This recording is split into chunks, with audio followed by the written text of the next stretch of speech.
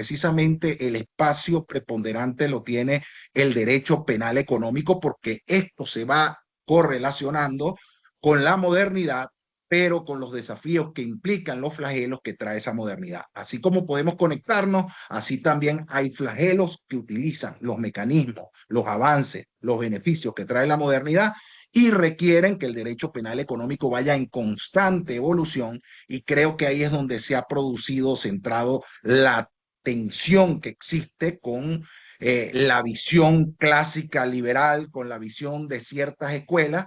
que fueron fomentadas y construidas desde hace más de 130 años y nos dieron múltiples beneficios, nos dieron múltiples garantías que obedecían su realidad. La realidad todo es muy distinta. Ciertos desafíos que requieren precisamente que el derecho y especialmente el sistema punitivo y de derecho penal económico esté al tanto, esté al día, esté actualizado ante las amenazas que, pudiendo materializarse en daño, pudieran causar estragos, pudieran causar múltiples daños irreparables a la sociedad en el presente y en el futuro. Pero para llegar a eso, que prácticamente comienzo como crónica de una muerte anunciada, pues comienzo por el final, pero yo tendría que irme al principio. El principio de todo comienza con, y gracias por darme el privilegio de ser el primer panelista, porque tendría que hacer un contexto histórico antes de yo entrar a los condicionantes. Ese contexto histórico nos viene a nosotros de la relación de la sociedad con el poder y con la necesidad de que existan normas que establezcan precisamente la conducción del orden económico, desde incluso modelos o situaciones o sistemas o regímenes que nos vienen de civilizaciones prematuras de la sociedad. Lo único es que se sostiene en el tiempo la correlación poder, relación económica y sociedad. Pero desde la primera revolución económica, que fueron los primeros asentamientos en donde hubieron rebaños, en donde hubieron agriculturas, necesariamente se estableció un régimen para sostener la unidad, no solamente económica, sino social. Son consistentes y indisolubles. La unidad del poder, la unidad de lo económico, de la relación económica y la unidad social. Cada vez que en ese espacio que comenzó con eras primitivas, se planteaban situaciones en las cuales podía perturbarse esa relación, que venía siendo lo que pudiera considerarse los primeros visos del concepto de derecho penal económico, que dicen que regulan las relaciones entre productor y consumidor en un contexto amplio. Cada vez que se producían eventos o situaciones naturales o sociales, era que en el contexto ese gobernante que estaba investido de mandos sobrenaturales o divinos enviados por Dios para poder gobernar sobre unas comunidades que luego se convirtieron en reinos y civilizaciones, podía establecer mecanismos, edictos, decretos, mandatos que él y sus sátrapas podían incorporar para mantener el orden. Esas circunstancias que en principio eran eventos circunstanciales y sobrevenidos entre lo natural y lo social, podían ser sequías, podían ser grandes quemas, podían ser terremotos, podían ser invasiones en lo social, podían ser revoluciones internas, pero que cada vez que esos eventos ocurrían y eran coyunturales, el gobernante tomaba disposiciones para mantener el régimen económico, porque comprendía que si el régimen económico se quebrantaba, inmediatamente el orden social se dispersaba. Tranquilidad, bien, proporcionar un gobernante inmediatamente se quebrantaba. Entonces, esos son, como decir, los primeros visos de ese derecho penal económico en lo primitivo, porque permitieron correlacionar esa trilogía entre gobernante, relación económica y orden social. Eso se mantuvo en el tiempo mientras fue evolucionando la visión del mando del gobernante desde una perspectiva sobrenatural, desde una perspectiva natural hasta una perspectiva racional que nosotros vemos a partir de los últimos 4 siglos. porque el liberalismo va tomando forma y va tomando o estableciendo una serie de garantías que permiten precisamente que tanto el régimen individual entre los individuos y el régimen social en donde entran las relaciones económicas se puedan disipar a través del mando de la ley y no de la voluntad de un gobernante. Eso fue un avance muy importante. Pero en el régimen económico que pasó en principio desde el productor, el consumidor, que era lo más primitivo que teníamos, se fueron incorporando otras situaciones que van amplificando la relación económica. Una de ellas que yo pudiera traer a colación para que se den la noción de que el derecho penal económico, como dice el mundo, viene del siglo XVII, no, viene desde mucho antes, que establece las pautas para que a través del jus imperium se pueda acometer el jus punendi y a través de ello las relaciones económicas se puedan conservar como incluso la hemos heredado en la actualidad. Una de esos condicionantes de la relación económica primitiva fue la imposición, por ejemplo, de pasar de la época del trueque a la época de poder identificarse con un instrumento de tráfico económico. El primer instrumento de tráfico económico que correlacionó al hombre, y parece mentira, entre diferentes civilizaciones, a pesar de no estar conectadas como hoy en día, nos podemos nosotros en la modernidad, digamos, interactuar. A pesar de no estar conectada, fue el oro. Con el oro el gobernante o las civilizaciones tenían una conexión muy particular porque era una conexión divina, era una conexión económica y a través de esos primeros modelos transaccionales se pudo establecer también amplificando la base del derecho penal económico de no solamente llevar los productos de quien lo genera a la comunidad, sino que ahora se establecía un régimen con respecto al manejo de ese instrumento. Anteriormente fue tomado por el gobernante a través de, digamos, mandatos que lograron establecer mecanismos como las monedas, como las barras, los lingotes, que pudieran hacer esa transacción, pero que todos estos mecanismos iban acompañados porque eran parte de la relación económica indispensable, precisamente de mandatos imperativos. Esos mandatos imperativos fueron las primeras fuentes que se tuvieron en función a la relación económica. Así como también, como les comentaba, las situaciones extraordinarias, tanto sociales como naturales, porque ahí era donde el gobernante establecía mandatos coyunturales o temporales que permitían mantener o tratar de mantener la relación económica, que permitía también, en consecuencia, mantener la relación social. Estos mecanismos, instrumentos, situaciones y realidades dieron como consecuencia que las sociedades se fuesen adecuando, que el gobernante era el que establecía las pautas para las relaciones económicas. Y tanto fue así que cuando el gobernante vio que, por ejemplo, el poder económico descansaba en la obtención o la permanencia o el depósito o reservas de oro, prefirió hacer o optó por hacer mecanismos de degradación de las monedas o de las barras, imponiendo con mandato imperativo a las comunidades la oportunidad de que tuvieran que aceptar una forma de transacción. Que no aceptaban, pedían mecanismos que le hacían efectivamente tener que obedecer el mandato del gobernante. Por eso es que las monedas en aquel entonces que permitieron esa conexión con la relación económica y las bases de las primeras disposiciones que tuvo el derecho penal económico como referencia, tenían la cara del emperador, porque sustituían el valor del oro, que era el emocional entre el colectivo y la comunidad, lo sustituían por la cuña de la cara o el rostro del emperador, un poco para establecer esa conexión entre poder, entre relación económica, mandato punitivo de esa relación económica o mandato coercitivo, porque no podemos hablar de punitivo en los tiempos primitivos, y el orden social. Incluso sociedades que no están conectadas con nuestra realidad convencional occidental, de la cual heredamos, pues, todo lo que es una amalgama de normativas, como era la sociedad oriental, específicamente el imperio chino, estableció, por ejemplo, la dinastía Tang,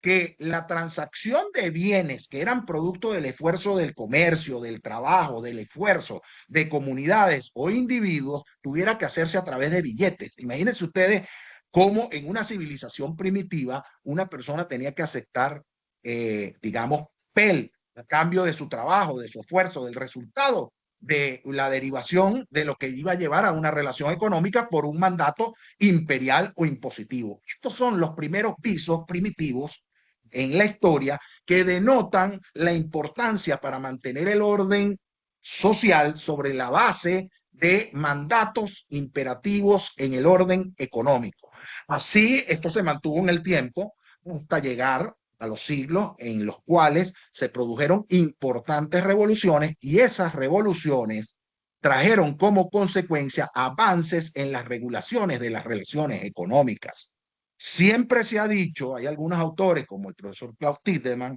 que el derecho penal económico descansa en los eventos que se han producido en guerras, revoluciones, en crisis económicas, porque es ahí donde el hombre pauta, y el gobernante o los que gobiernan pautan mecanismos que vienen a codirigir las relaciones económicas para mantener el orden social. Por supuesto, esos mecanismos son actualizados dependiendo del evento que esté ocurriendo.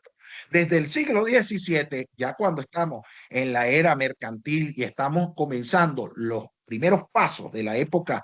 que definió la revolución industrial, efectivamente los mandatos y las condiciones que tuvo que utilizar el gobernante para las exigencias de sus súbditos o de sus comunidades tenía que ser más y mejor actualizado, sobre todo por los eventos de las revoluciones. En Inglaterra, por ejemplo, en el siglo XVII hubo lo que se denominó la Revolución Gloriosa, que tuvo su esencia precisamente en el reclamo de sectores y gremios ante los avances textiles que venían del continente y perturbaban la relación económica y afectaban a los artesanos y a quienes de alguna manera tenían los primeros espacios primitivos de manufactura en función a los productos elaborados en Inglaterra. Esto trajo como consecuencia que el gobernante tuviera, en virtud de una revolución, tuviera que ceder y tuviera que, de alguna manera, establecer las pautas para generar las primeras medidas proteccionistas que dieron pauta precisamente a lo que es las regulaciones que tienen que ver con, digamos, fomentar la industria o las actividades económicas internas para mantener el orden social sobre la base de regular una relación económica. Asimismo, crisis como la del tulipán o crisis como la de los canales en Inglaterra a finales del siglo XVII o del siglo XVIII, crisis como la de la ferromanía en los Estados Unidos en las primeras 4 décadas del siglo XX, o la de, digamos, la del acero a finales del mismo siglo XIX, trajeron como consecuencia que se establecieran regulaciones sobre la base de las relaciones económicas. Pero en todos estos eventos, como les digo, que marcan el contexto de situaciones sociales y políticas en donde se ve involucrada la relación económica, ocurren dos significativos en el siglo XVIII que marcan la pauta hacia orientar la protección de derechos individuales. Uno es la Revolución Americana y el otro es la Revolución Francesa, acompañado, por supuesto, de lo que fue la Declaración Universal de los Derechos del Hombre. Pero estas iniciativas que dieron pauta a la institucionalidad de los estados como los conocemos hoy, se centraron específicamente en los derechos individuales y se centraron en la protección del Estado liberal. En consecuencia, la legislación que posteriormente o el pensamiento que se llevó a cabo posteriormente a estos eventos, a pesar de que habían ciertos avances en lo que tenía que ver con, digamos, los inicios del derecho penal económico a través de pensadores ilustres como Jeremías Betaine, como los hermanos John y James Stuart Mill, o como el mismo César Beccaria, que nosotros lo vimos en criminología y lo vimos en el derecho penal, avanzando sobre la base que uno conoce de derechos, se hicieron un esfuerzo por incorporar codificaciones que tienen que ver con el primeras bases codificables científicas del derecho penal económico, observando la evolución histórica que un poco les resumí por razones de tiempo. Y de alguna manera dejaron los visos sentados para escuelas como el funcionalismo y el utilitarismo, que hoy en día son las que tienen mayor vigencia ante los desafíos actuales. Pero ¿qué ocurrió? Que como se le dio preponderancia a la defensa de los derechos individuales y tomó pauta en el siglo XIX, fue la relación económica mercado liberal, las legislaciones que se fueron dando a partir de la codificación aportada continentalmente por las invasiones napoleónicas, recuérdese que Napoleón hizo unos aportes muy importantes no solamente con el Código Civil, sino también con todo lo que tiene que ver con la regulación del comportamiento criminal. Y cuando la pauta de esa influencia cultural francesa napoleónica, que era el resultado de la Revolución Francesa y del pensamiento conforme a la evolución de la Revolución Americana, llega específicamente a Alemania, o no digamos Alemania, porque no existía como tal Alemania, pero Napoleón da los primeros visos para que se establezca lo que llaman la Liga Germánica y la unificación alemana. Lo primero que reciben los pensadores alemanes es la protección de derechos individuales. Esto trae como consecuencia responsable, porque es la realidad que ellos manejan, que legislen sobre la base de derechos individuales, hagan doctrinas y pautas sobre la base de derechos individuales. Observen una relación económica después de la paz de Viena que se centra en un mercado liberal y un mercado en el cual se protegen los derechos individuales. En esa pauta, luego que se produce durante la década de los 60 y 70 del siglo XIX, la unificación germánica, gracias a la contribución que hiciera el canciller Bismarck, los pensadores alemanes, que son los que nos han imbuido a nosotros en la, digamos, correlación de la influencia de las escuelas que se van a denominar causalista, naturalista y finalista, hicieron su aporte, incluso un aporte muy importante, ellos crean la teoría general del delito. Von Lis, von Belling, von Berning, ellos contribuyen a la construcción de la teoría general del delito, que es la que concebimos hoy como protección indispensable a las garantías que digamos, deben regir en el entorno del derecho penal, pero del derecho penal nuclear. Ya lo vamos a ver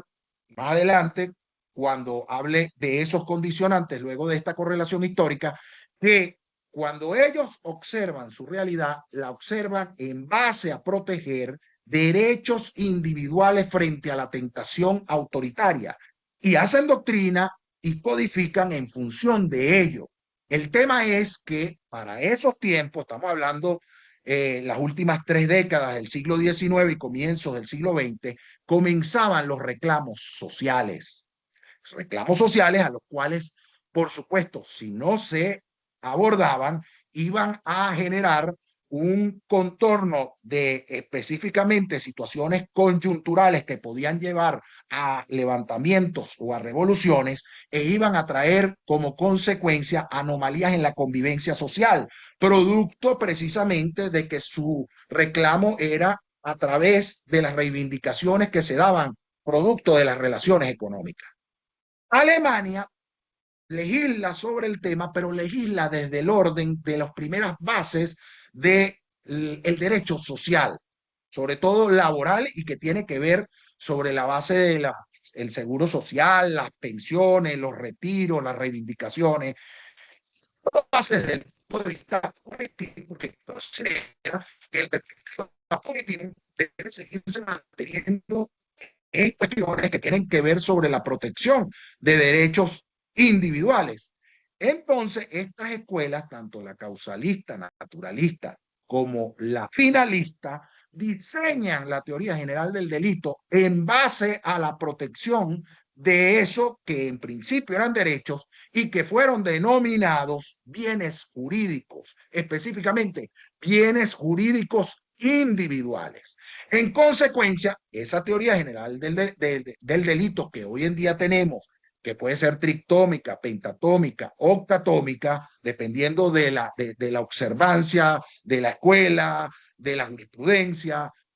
se correlacionó en principio a una realidad de proteger bienes jurídicos individuales, porque como les comento, se consideraba que lo social, que venía imbuido también sobre la base del despertar de la conciencia incluso religiosa, con la encíclica Rerum Novarum que dio pie al reconocimiento por parte de la Iglesia de que las relaciones sociales debían ser un compromiso que debe adoptar el gobernante, so pena de que existan acontecimientos que puedan distorsionar la convivencia social, trae consigo que mientras no existían, como les manifesté, que señala el profesor Klaus Titemann, mientras no existían acontecimientos de peso, que efectivamente la necesidad de inteligencia como revoluciones, guerra o crisis económica, mientras no existieran acontecimientos de peso, esto iba a traer como consecuencia que las relaciones económicas se mantuvieran al margen de cualquier persecución punitiva o coercitiva. Se consideraba que era el mercado el que podía regular esas relaciones. Pero vienen dos eventos ya a principios del siglo XX que marcan la pauta, que es la Primera Guerra Mundial y que es la Revolución Rusa, porque en ambos contextos el contorno del espacio de convivencia social se altera. Y en ese momento es cuando comienzan a ver que las medidas contingentes en el orden de las relaciones económicas deben pervivir en el tiempo para dar una respuesta a los requerimientos sociales, no solamente que se producen por el momento del evento, sino que se producen más adelante para sostener las relaciones económicas en función a la armonía social. En esa pauta, recordemos que Alemania pierde la Primera Guerra Mundial. Yo insisto en Alemania porque el contexto de Estado que tenemos hoy en día, que es el de Estado social de derecho, nos deviene es de la Alemania, y la Alemania que convivió bajo la base de dos guerras que perdió y dio como resultado digamos, la necesidad de crear esta estructura institucional, política y jurídica para dar respuesta a la permanencia del orden social. Siempre que se aborda el orden económico o las relaciones económicas es para preservar el orden social. Resulta y acontece que Alemania pierde la Primera Guerra Mundial y ellos tuvieron que pagar una gran cantidad de reparaciones que le generó una profunda crisis. Eso trajo como consecuencia que, en definitiva, tuvieran que modificar el contexto sobre el cual era su régimen político y su régimen social. Esto permitió que, para que no se fuese a la fragmentación Alemania en ese momento, hubiese un acuerdo entre liberales y socialistas para producir lo que fue las bases de la primera constitución social, que es la constitución de Weimar. Esta constitución de 1919 traía como compromiso una importante, digamos, un importante aporte a lo que eran las bases del Estado social del Estado social de derecho. Y dentro de ese aporte estaban bienes jurídicos colectivos y difusos. Y aquí es donde viene a centrar la pauta de lo que debe regular el derecho penal económico, que es el Estado, que es los bienes colectivos y difusos frente a las escuelas que venían, digamos, propiciando la presencia y la protección de bienes jurídicos individuales. El tema es que como Alemania entra en una crisis, digamos, circunstancial, y a principios de los 20 comienza un mejoramiento económico, la legislación que tenía que ver con el acaparamiento, la usura, lo que tiene que ver con el desabastecimiento, no la abordó. Se abordó en el aspecto industrial, como lo había hecho los Estados Unidos con la antimonopolio Sherman y Clayton, pero no se abordó desde la perspectiva, digamos, social, comercial, porque todavía existían los visos de las relaciones en función mercado liberal. Cuando dejan de legislar sobre esta situación, las carencias producen que vayan naciendo en Alemania ideologías como la nacionalsocialista, porque utilizan una narrativa de que el pueblo alemán sufre desabastecimiento producto de una conspiración judeo-masónica. Esto, por supuesto, con ciertos factores que también se complementan en la vida social alemana, trajo como consecuencia que no se legislara sobre la base de los derechos colectivos y sociales en función a el comercio y que la ideología nacional socialista tuviera una presencia importante. Pero ¿qué ocurrió? A principios de la década de los 20, Alemania comenzó una mejora industrial y una mejora económica. Y entonces esa ideología no tuvo su pauta en los primeros años en que se divulgó. Pero a finales del siglo, de la década de los 20, se produce una crisis económica que nosotros llamamos la Gran Depresión del 29. Y Alemania vuelve a entrar en crisis. Cuando Alemania vuelve a entrar en crisis, vuelve otra vez el desabastecimiento, vuelve otra vez que en las casas comerciales había acaparamiento, vuelve otra vez la usura, la inflación y la especulación. Y esto trajo como consecuencia que ahí sí la ideología nacional socialista tuviese esencia en el contorno de los problemas sociales alemanes, lo que trajo como consecuencia su subida al poder y en consecuencia la Segunda Guerra Mundial y toda la catástrofe que ella implicó. Cuando Alemania pasa de la Segunda Guerra Mundial, inmediatamente comprende lo que quedó de Alemania, porque acuérdense que Alemania quedó fracturada entre la Alemania Oriental y la Alemania Occidental. La Alemania Occidental era la República Federal Alemana, que se constituye con la Constitución de 1949. Pero esa Constitución es la que nos da las bases posguerra del Estado Social de Derecho. Y en ese Estado Social se van a complementar o se van a constituir y se van a poner preponderante lo que vamos a denominar la constitución económica, el orden público económico, porque entendieron que parte importante que llevó a la tragedia de todo lo que fue el interregno de la Primera Guerra Mundial y la Segunda Guerra Mundial era producto de la falta de legislación y visibilización de los bienes jurídicos supraindividuales, es decir, de todo lo que tiene que ver con el contexto de las relaciones económicas en donde se afecten como victimario a los, digamos, entes colectivos y difusos. Y esto trajo como consecuencia, por supuesto, que inmediatamente constituida la estructura institucional constitucional alemana de ese momento, se establecieran las pautas para darle viabilidad al derecho penal económico. Y tanto fue así que la primera ley se llamaba Ley para la Simplificación del Derecho Penal Económico. La Constitución fue dictada en mayo de 1949 y un mes después lo primero que hacen es legislar sobre las pautas de esta legislación. Entiendo que precisamente podría volver a repetirse la situación en caso de algún acontecimiento social o natural que se produjese en Alemania y que esto podía generar el caos en el orden social. Por supuesto, entramos ya a los últimos 50 años del siglo XX y las relaciones económicas dándose a través de zonas jurídicas, abarcando otros elementos, no solamente lo que a ese se vivía porque había la modernidad, entonces deciden amplificar la legislación para que en el contorno hubieran más áreas que produjesen el efecto sobre las relaciones económicas. El contorno es de las legislaciones en cuanto a seguridad social, el contorno en cuanto a aduanas, en cuanto al mundo bursátil, en cuanto al mundo financiero, todo lo que tenía que ver con las relaciones económicas fue todo paso importante siempre y cuando la afectación fuese sobre la base de bienes colectivos. El tema fundamental que ellos ven es que se dan cuenta que si la construcción de la teoría general del delito abarca las condiciones de su estructura sobre la base de ver bienes jurídicos individuales, esto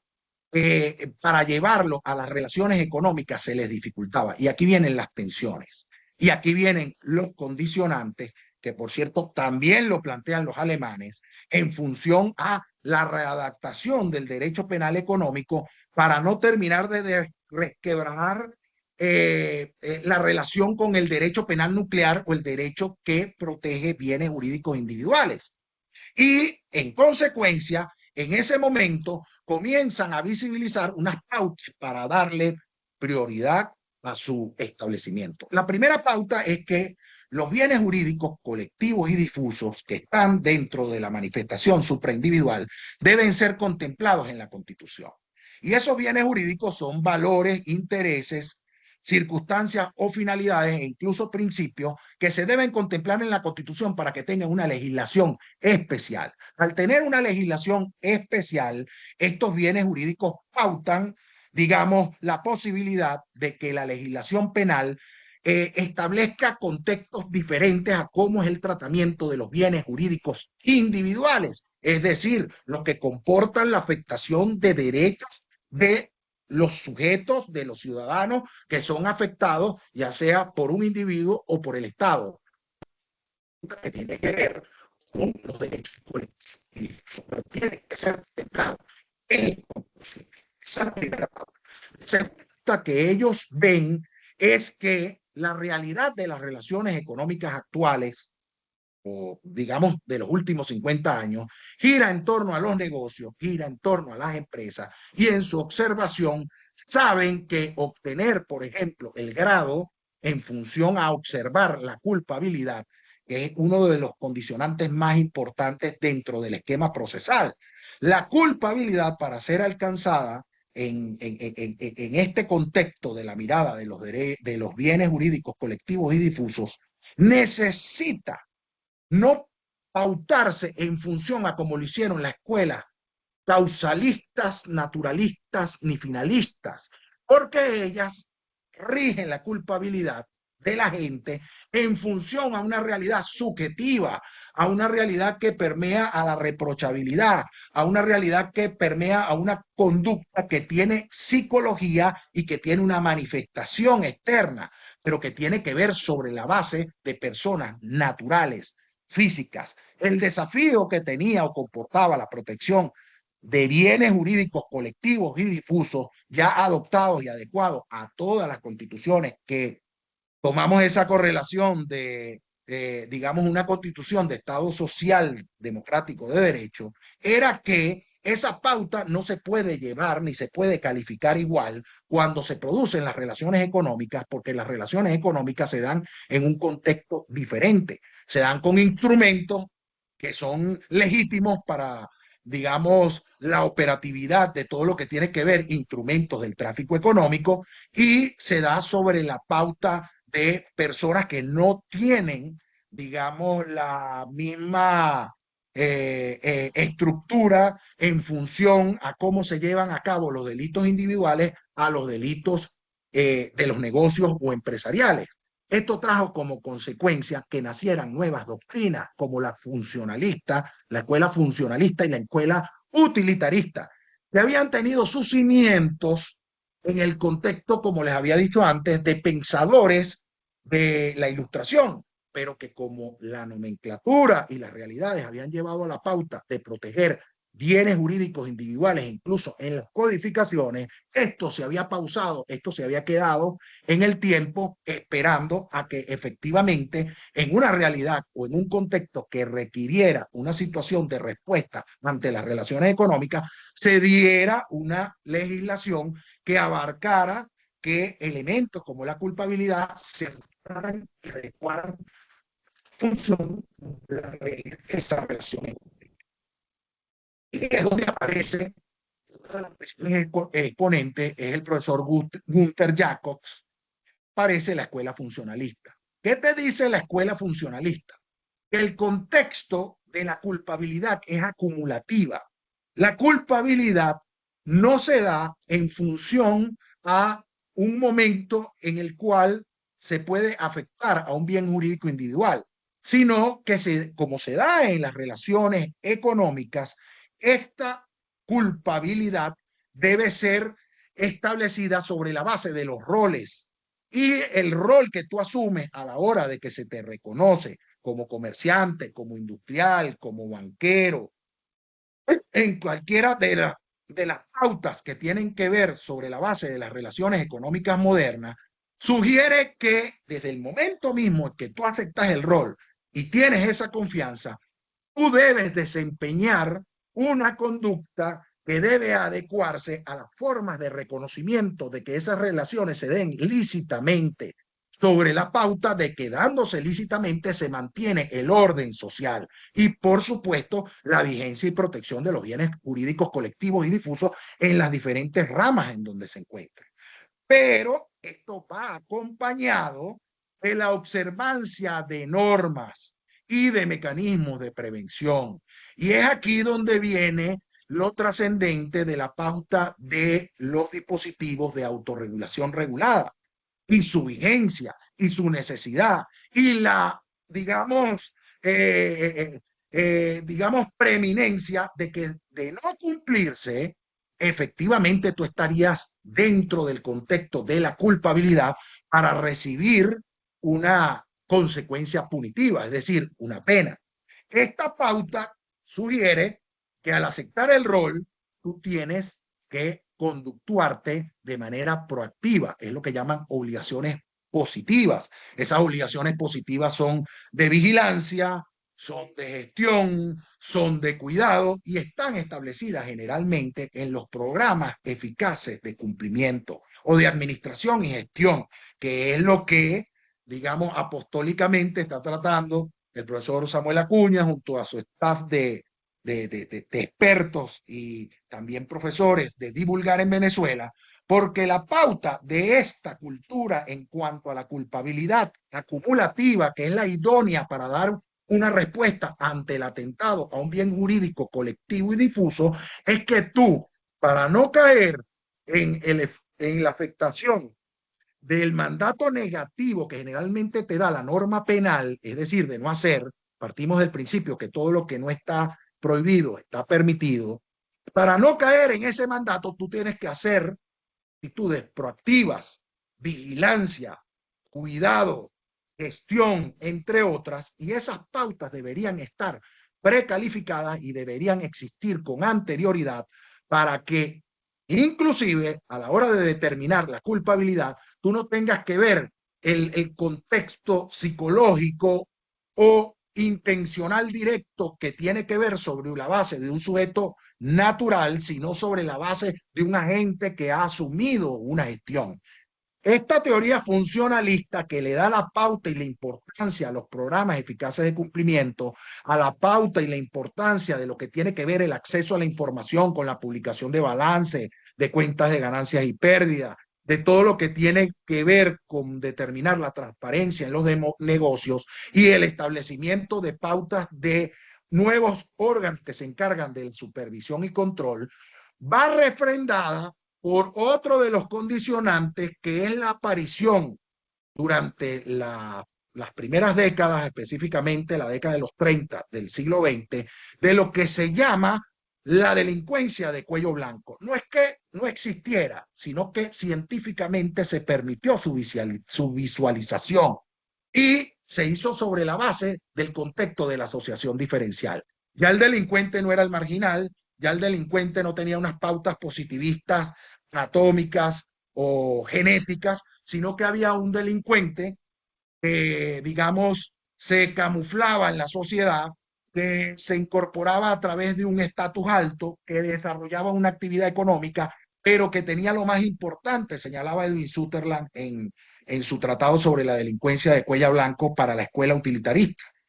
que lo más importante era que ese delincuente practicaba ese evento no precisamente porque eso estaba predeterminado o lo pensaba psicológicamente, sino que lo imitaba, sino que lo, digamos, replicaba en función de las relaciones, los métodos, el acceso a la información que tenía y que como se le había dado a la gente una confianza para desarrollar una relación económica, ese agente estaba sujeto a una sanción precisamente porque había traicionado la confianza de esa relación económica. Asimismo, como nace la delincuencia de cuello blanco, vamos a tener la delincuencia, imagínense ustedes, de cuello gris, de cuello negro, lo va dando, contextualizando precisamente esa presión, ese condicionante que es lo sociológico en lo que tiene que ver sobre la pauta de el establecimiento de nuevas fórmulas para darle respuesta a lo que es el quebrantamiento de derechos colectivos y difusos establecidos como bienes jurídicos supraindividuales.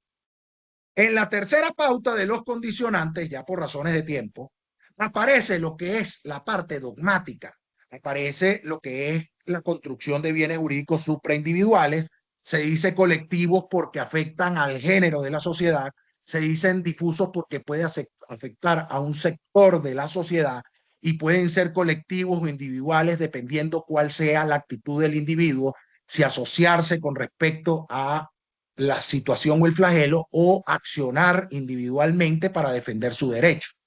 Y esta pauta nos va a dar el nacimiento también de diferentes figuras, como son la responsabilidad penal de las personas jurídicas, como es el delito por